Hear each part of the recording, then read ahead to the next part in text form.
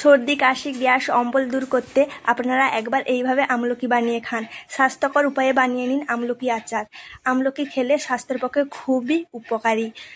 এই আমলকির মধ্যে আছে প্রচণ্ড পরিমাণ ভিটামিন সি। আমলকি চুলের এবং স্কিনের পক্ষে ভালো। নমস্কার বন্ধুরা, আপনারা সবাই কেমন আছেন? আশা করি ভালো আছেন। তো আমি খুবই ভালো আছি। ন্যাচুরাল ক্রিয়েটিভিটি চ্যানেলে আপনাদের সবাইকে স্বাগত।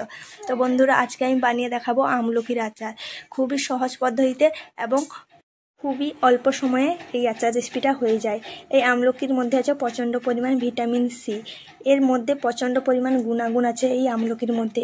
আমি যখন এখন বলতে থাকি তাহলে এর উপকারিতা শেষ হবে না। তো বন্ধুরা, এটা কিন্তু স্কিনের পক্ষে আর চুলের পক্ষে খুবই উপকারী এবং স্বাস্থ্যের পক্ষে খুবই উপকারী।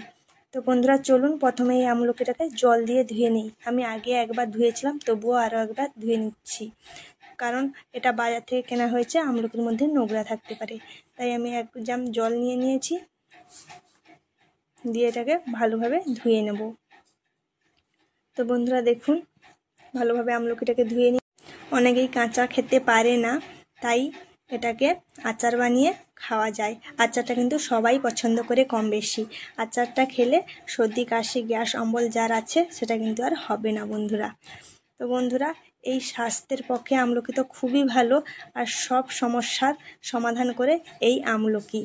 শরীরের পক্ষে এতটাই উপকার করে। তো ভালোভাবে জল দিয়ে ধুয়ে নিয়েছি দেখুন।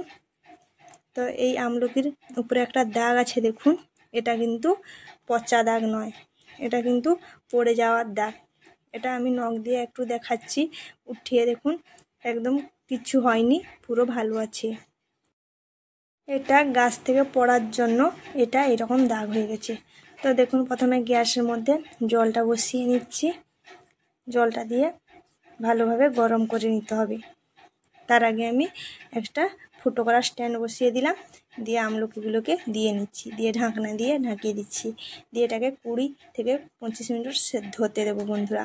ডাইরেক্ট জল দিতে যাবেন না, জলে ফুটাতে যাবেন না, তাহলে আমলকিটা নষ্ট হয়ে যাবে। এইভাবে ভাপিয়ে নিতে হবে। তো দেখুন, আমলকির কালারটা চেঞ্জ হয়ে গেছে আর খুব সুন্দরভাবে সেদ্ধ হয়ে গেছে। ডাইরেক্ট যদি জল দিয়ে আপনারা আমলকিটাকে সেদ্ধ করে, তাহলে আমলকির উপকারিতা নষ্ট হয়ে যাবে। তাই আপনারা এইভাবে ভাপিয়ে নেবেন, দিলে আমলকির উপকারিতাটা নষ্ট হবে না। তো আমি একটা প্লেটে ঢেলে নিয়েছি, এটা একটু ঠান্ডা হোক।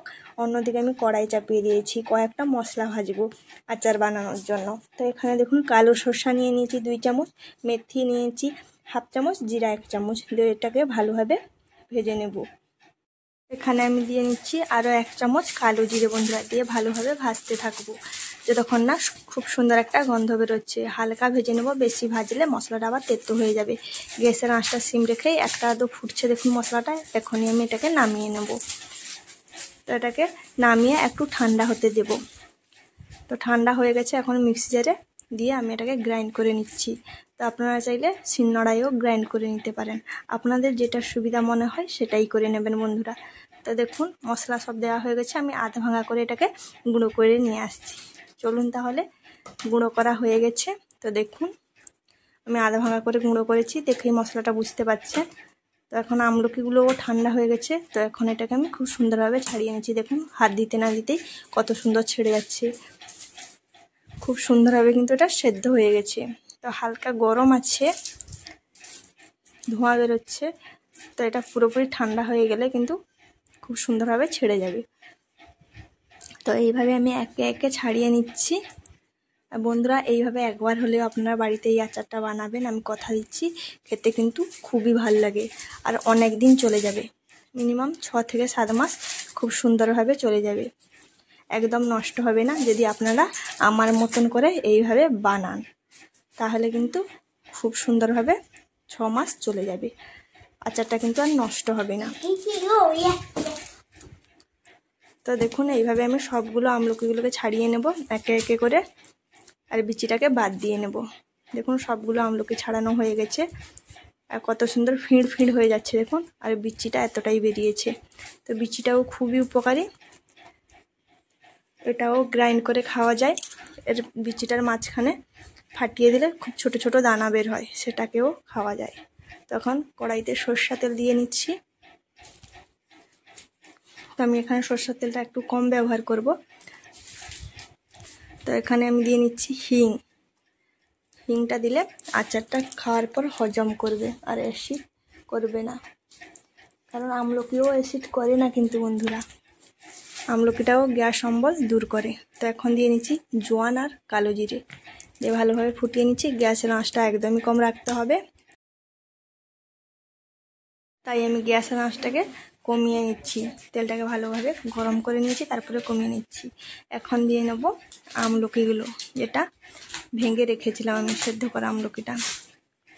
তো এখন দিয়ে নিচ্ছি এই তেলের মধ্যে। আপনারা কিন্তু তেলটা বাড়িয়ে কমিয়ে নিতে পারবেন।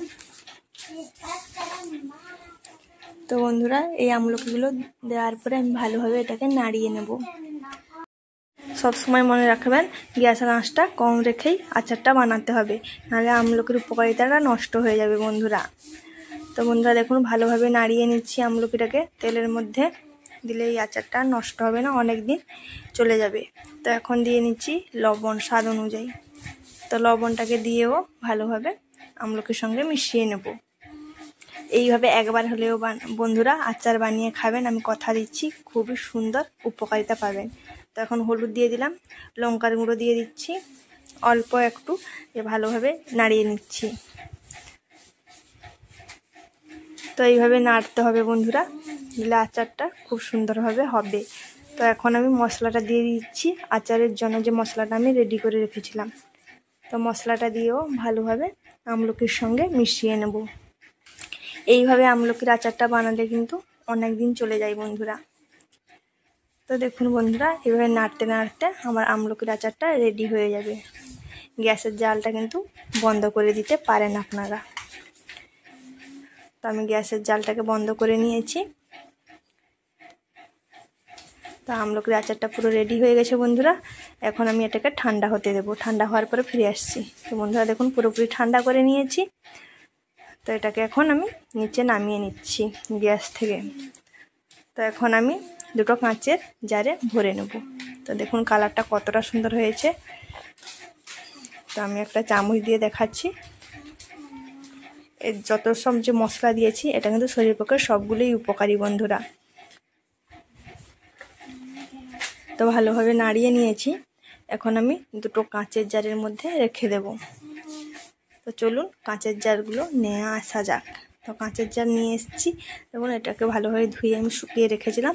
এর মধ্যে কিন্তু এক ফোঁটাও জল নেই, কিন্তু জল থাকলে আচারটা নষ্ট হয়ে যাবে।